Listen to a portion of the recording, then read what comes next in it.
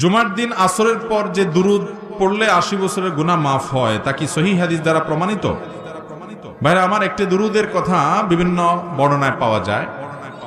আল্লাহুম্মা সাল্লি আলা মুহাম্মাদিন নবিয়িল উম্মি ওয়া আলিহি ওয়া সাল্লিম তাসলিমা।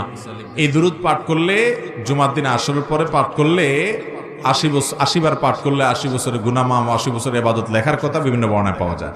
কিন্তু এই বর্ণনাগুলোকে মুহাদ্দিসিন ইকরাম দুর্বল বলেছেন। এগুলা বিশুদ্ধতার মানদণ্ডে উত্তীর্ণ। অনেক মুহাদ্দিসিনকে অনেক দুর্বল বলেছেন, অত্যন্ত দুর্বল বলেছেন। কথা কি বুঝাতে পারছি? বাকি এমনি জুমার দিন দুরূদ শরীফ পাঠ করা, এটা তো বিভিন্ন বিশুদ্ধ হাদিস দ্বারা প্রমাণিত। এবং দুরূদ পাঠের শ্রেষ্ঠ দিনই হলো জুমার দিন। আর জুমার দিন আসর পরের সময়টা দোয়া কবুলের সময়। এই সময়টা কিসের সময়? দোয়া কবুলের সময়। এই সময়টাতে দোয়া করতে হয়। সেই সাথে দুরূদ তো অবশ্যই গোটা জুমার দিনে এবং জুমার রাতে পাঠতে হবে।